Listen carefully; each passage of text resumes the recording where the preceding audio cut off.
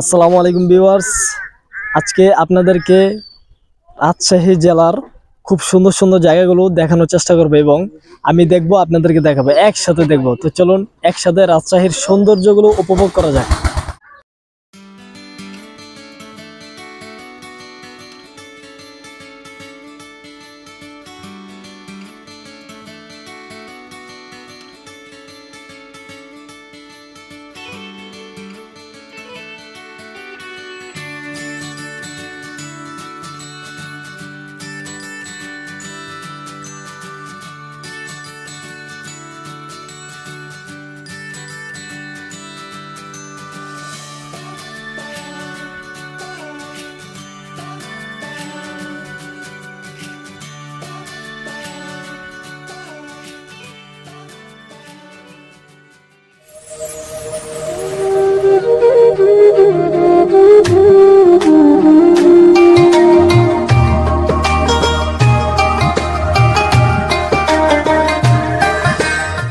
Okay viewers, আজকে আমরা ঢাকার গাবতলী বাস স্ট্যান্ড হতে রাজশাহীর উদ্দেশ্যে রওনা দিব।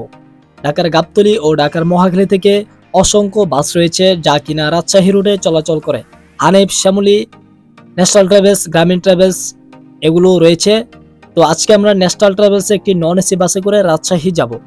নন এসি বাসের ভাড়া পড়বে 710 টাকা এবং এসি বাসের ভাড়া পড়বে 850 টাকা হতে 1200 টাকা পর্যন্ত, এবং যদি স্লিপারে যেতে চান তাহলে 1500 থেকে 2200 টাকা পর্যন্ত হয়ে থাকে।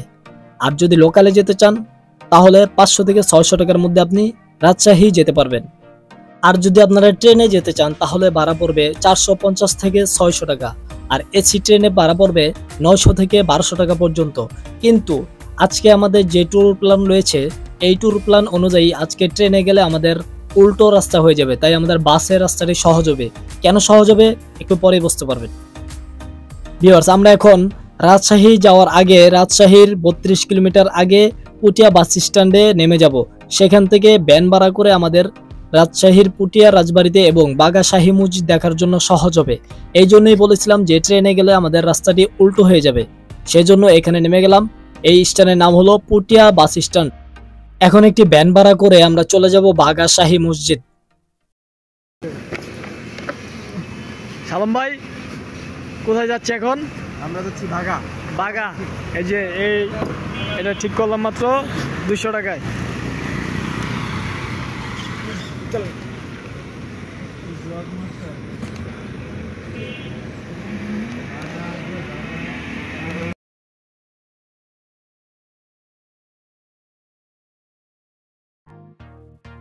কে ভিউয়ার্স, আমরা দরদাম করে 200 টাকার মধ্যে একটি ভ্যান ভাড়া করে নিলাম পুটিয়া বাস স্ট্যান্ড থেকে বাগা শাহী মসজিদ পর্যন্ত। বাগা শাহী মসজিদ আমরা আগে চলে যাব, সেখান থেকে ঘুরে ফেরার পথে পুটিয়া রাজবাড়ি ঘুরে তারপর আমরা রাজশাহী শহরে যাব। তো আপনি চাইলে পুটিয়া রাজবাড়িতে আগে ঘুরে বাগা শাহী মসজিদ যেতে পারেন।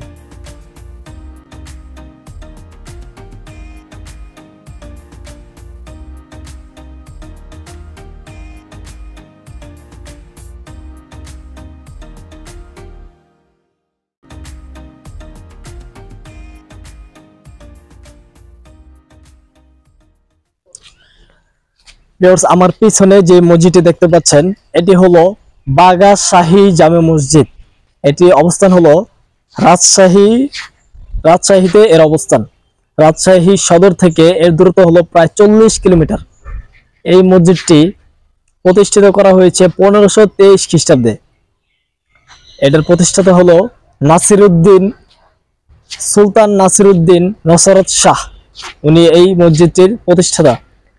তো ভিউয়ার্স, এই মসজিদ সম্বন্ধে, এই মসজিদের ইতিহাস সম্বন্ধে আজকে জানবো এবং আপনাদেরকে জানানোর চেষ্টা করবো ইনশাআল্লাহ। তো চলুন এই মসজিদের ইতিহাস সম্বন্ধে জেনে আসি। এই বাগা শাহী মসজিদটির অবস্থান হলো রাজশাহী শহর থেকে প্রায় 40 কিলোমিটার দূরে ঐতিহাসিক বাগা মসজিদ।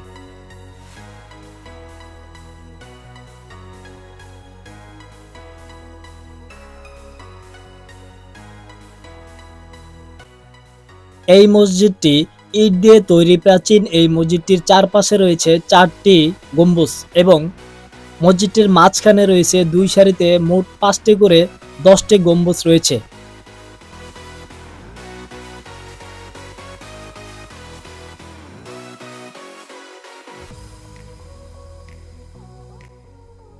মসজিদের ভিতরে উঁচু জায়গাতে একটি বিশেষ নামাজের কক্ষ রয়েছে। এই বিশেষ নামাজের কক্ষটি কার জন্য সংরক্ষিত ছিল তা এখনো জানা হয়নি।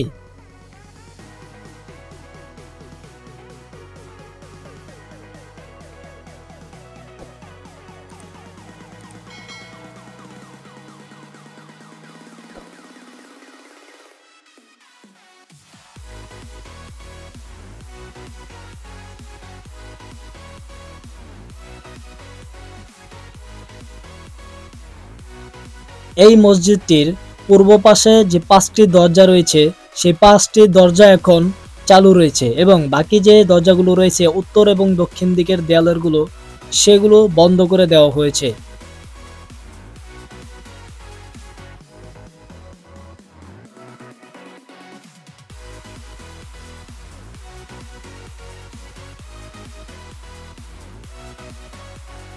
এই মসজিদটির সবচেয়ে সুন্দর জিনিস হলো মসজিদটির ভিতরে এবং বাহিরে প্রচুর পোড়ামাটির ফলক দেখতে পাওয়া যায়, যার কারণে মসজিদটির সৌন্দর্য আরও অনেক গুণ বাড়িয়ে দিয়েছে।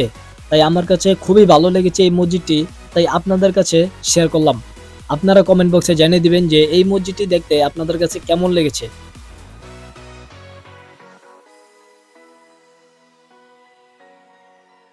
এই বাঘা মসজিদটি 256 বিঘা জমির উপর অবস্থান করা হয়েছে। সমভূমি থেকে এর উচ্চতা প্রায় 8 থেকে 10 ফুট। এই মসজিদটির চারপাশে দেয়াল দিয়ে আটকানো রয়েছে। শুধু 2টি পথ রয়েছে যেখান দিয়ে মানুষ ভিতরে প্রবেশ করতে পারে।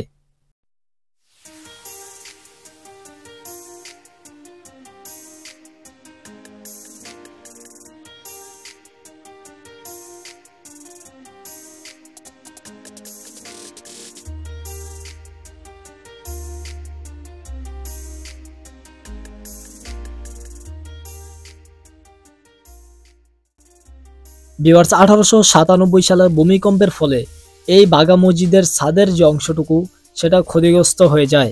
বাংলাদেশ প্রত্নতত্ত্ব বিভাগ বাঘা মসজিদের গম্বুজ ও ছাদ পুনরায় নির্মাণ করেন।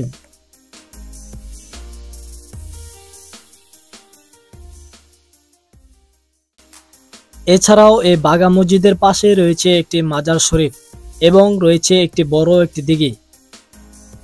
1997 সালে মাজারের পশ্চিম পাশে খনন কাজের ফলে 30 ফুট বাই 20 ফুট আয়তনের একটি বড় দিঘি খনন করা হয়েছে।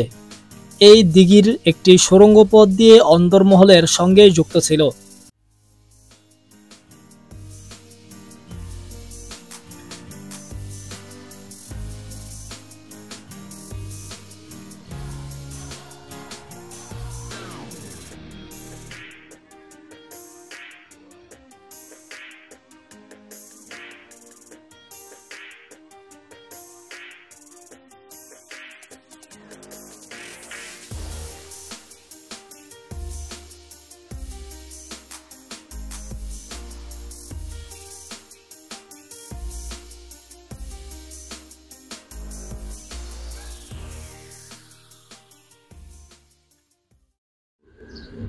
ভিউয়ার্স, এই যে আমার পিছনে যে বাড়িটি দেখতে পাচ্ছেন এটি হলো পুটিয়া জমিদার বাড়ি। এটির অবস্থান হলো রাজশাহীর পুটিয়া উপজেলায়।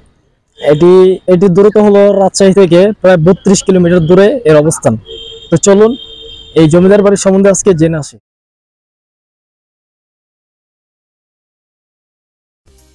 পুটিয়া রাজবাড়িতে প্রবেশ করতে হলে আপনাকে অবশ্যই 30 টাকা দিয়ে টিকিট কেটে ভিতরে প্রবেশ করতে হবে। এই টিকিটের মূল্য আগে ছিল 20 টাকা, কিন্তু এখন বাড়িয়ে করা হয়েছে 30 টাকা। তো আমরা রাজবাড়ির অপর পাশে আরেকটি জাদুঘর রয়েছে, সেই জাদুঘরটি বন্ধ থাকার কারণে আমরা দেখতে পারিনি এবং আপনাদেরকেও দেখাতে পারিনি।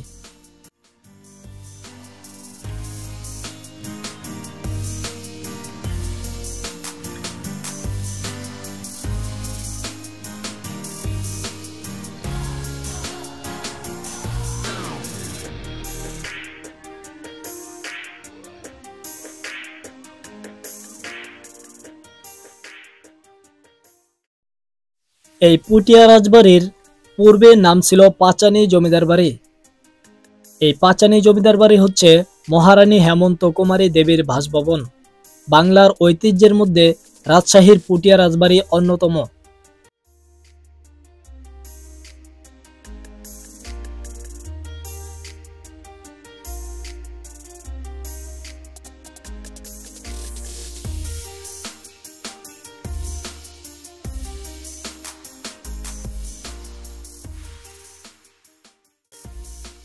1895 সালে মহারানী হেমন্ত কুমারী দেবী আকর্ষণীয় ইন্দো ইউরোপীয় স্থাপত্য রীতিতে আয়তাকার দোতলা একটি বর্তমান রাজবাড়িটি নির্মাণ করে থাকেন।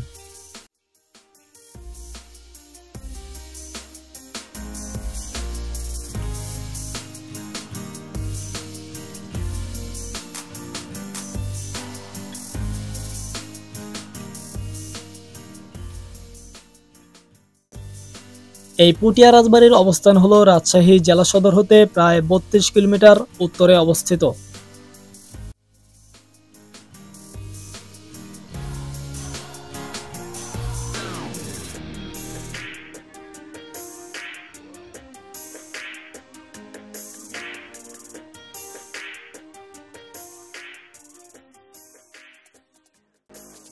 এই পুটিয়া রাজবাড়ির জমিদারিত্ব 1744 সালে জমিদারি ভাগ হয়।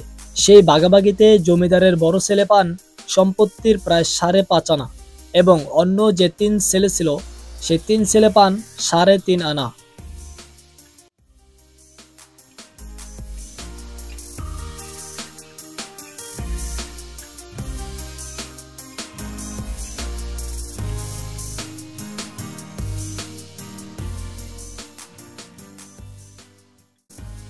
1950 সাল পর্যন্ত জমিদারিত্ব চালু ছিল।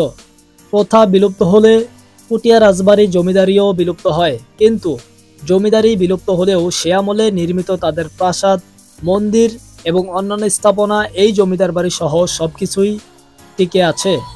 এই প্রাসাদটি 1895 সালে মহারানী হেমন্ত কুমারী দেবী তার শাশুড়ি মহারানী শরৎ কুমারী দেবীর সম্মানে নির্মাণ করে থাকেন।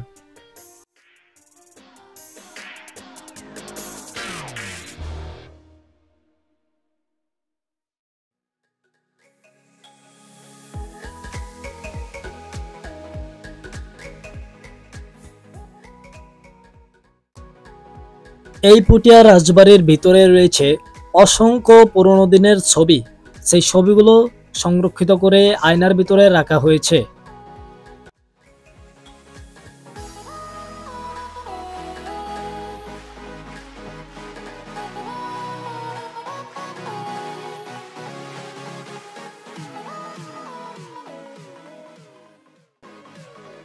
পুটিয়া রাজবাড়ির অপর পাশে রয়েছে একটি মন্দির। সেই মন্দিরটি খুব সুন্দর করে সাজানো হয়েছে পোড়ামাটির ফলক দিয়ে। ইটের তৈরি এই মন্দিরটি।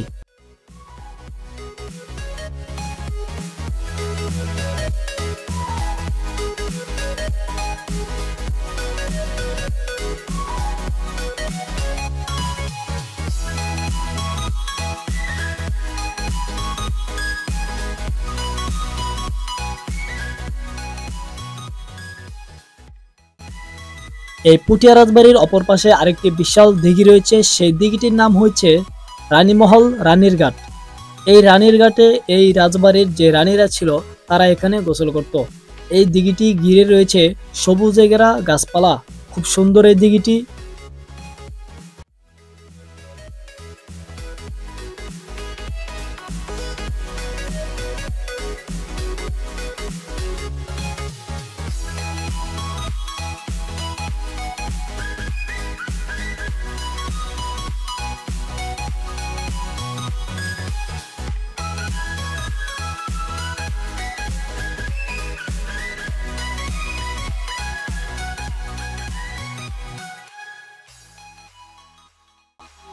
পুরো পুটিয়া রাজবাড়িটি ঘিরে রয়েছে এই রকম সুন্দর সুন্দর পুরনো বিল্ডিংগুলা, যা দেখলে আপনার আমার মনটা জুড়িয়ে যায়।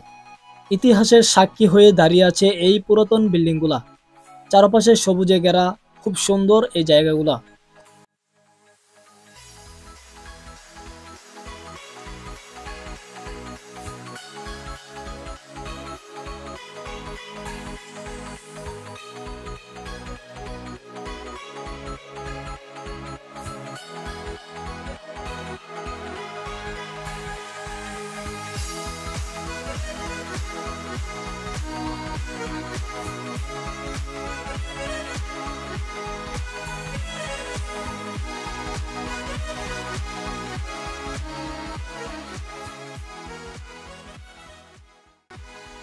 এখন আমরা যাচ্ছি পদ্মার পাড়ে অবস্থিত মুক্ত মঞ্চ, যা কিনা লালন শাহর নামে তৈরি করা হয়েছে, লালন শাহ মুক্ত মঞ্চ।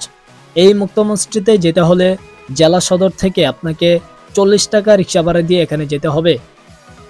এই মুক্ত মঞ্চটিতে এখন মানুষ না থাকলেও বিকেলে অনেক মানুষের সমাগম হয় এখানে।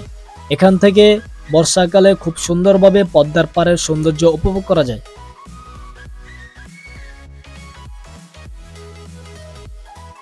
এই লালন শাহ মুক্ত মঞ্চের পাশেই রয়েছে একটি নোঙ্গর রেস্টুরেন্ট। এই রেস্টুরেন্টের ভিতরের দৃশ্যগুলা খুবই সুন্দর। সবুজে ঘেরা গাছপালা দিয়ে তৈরি এই নোঙ্গর রেস্টুরেন্টটি।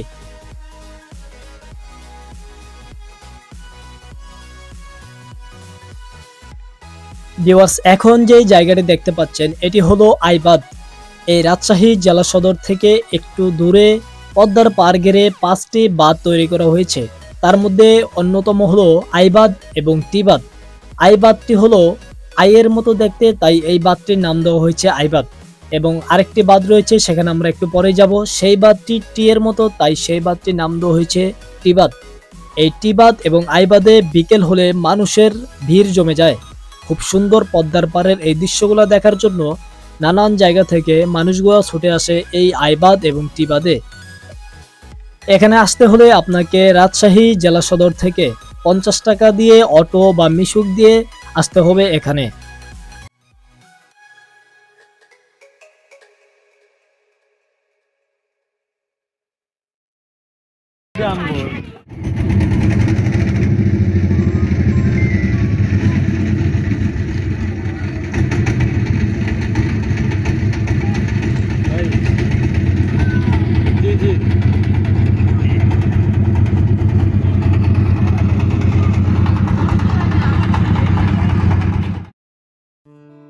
ভিউয়ার্স, আমরা এখন পদ্মার পাড়টি ঘোরার জন্য একটি ট্রলার নিয়ে নিলাম। জনপ্রতি মাত্র 100 টাকা। 100 টাকার মধ্যে আমাদেরকে চরের পাড়ে নিয়ে যাবে এবং আবার নিয়ে আসবে। 100 টাকার মধ্যে যাওয়া আসা কমপ্লিট। আমরা এখন যে চরটিতে যাব, সেই চরটিতে রয়েছে বাংলাদেশ এবং ইন্ডিয়ার বর্ডার। সেই চরের জায়গাটির নাম হচ্ছে মুর্শিদাবাদ।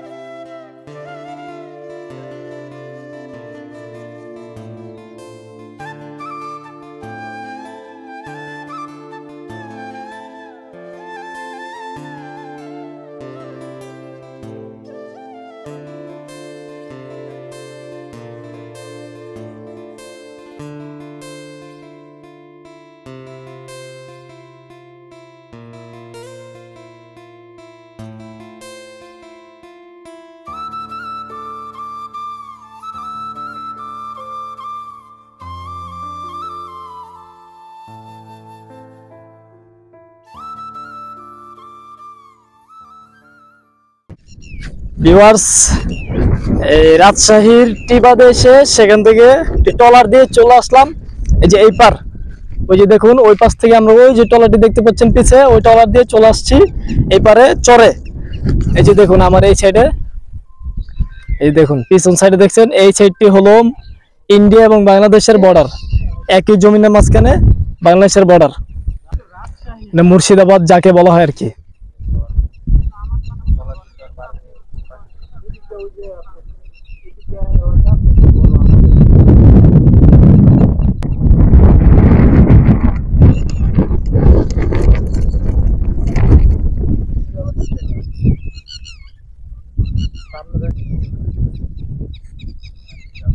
রেখে গেলাম না পেরে।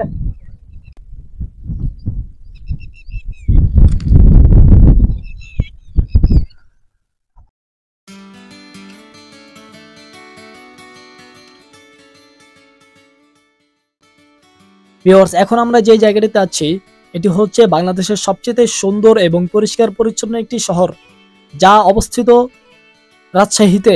রাজশাহীর এই শহরটি পরিষ্কার এবং পরিচ্ছন্ন এবং চারপাশে গাছপালা দিয়ে ঘেরা খুব সুন্দর একটি শহর। এই শহরের মাঝখানে প্রতিটি ল্যাম্পপোস্টে রয়েছে 15টি করে লাইট। এই লাইটের সৌন্দর্যগুলো রাতে আরো দ্বিগুণ বাড়িয়ে দেয়। তাই এই জায়গাগুলা অনেক সুন্দর। আপনি আসলে খুব সুন্দরভাবে উপভোগ করতে পারবেন এই সুন্দর সুন্দর জায়গাগুলা।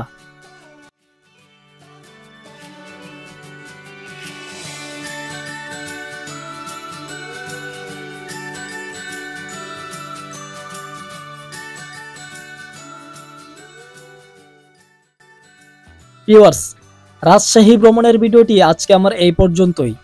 তো আমার এই ভিডিওটি যারা কন্টিনিউ দেখেছেন এবং এই ভিডিও দেখে এবং ভ্রমণ গাইডলাইন দিয়ে যাদের একটু উপকার হয়েছে, তারা অবশ্যই আমার চ্যানেলটি সাবস্ক্রাইব করে পাশের বেল আইকনটি ক্লিক করে দিন পরবর্তী নতুন নতুন ভিডিওগুলো সবার আগে পাওয়ার জন্য। আর যারা অলরেডি সাবস্ক্রাইব করেছেন তাদেরকে অসংখ্য ধন্যবাদ। তো দেখা হবে নতুন কোনো ভিডিওতে নতুন কোনো স্থানে। তার আগ পর্যন্ত সবাই ভালো থাকবেন, সুস্থ থাকবেন। আল্লাহ হাফেজ।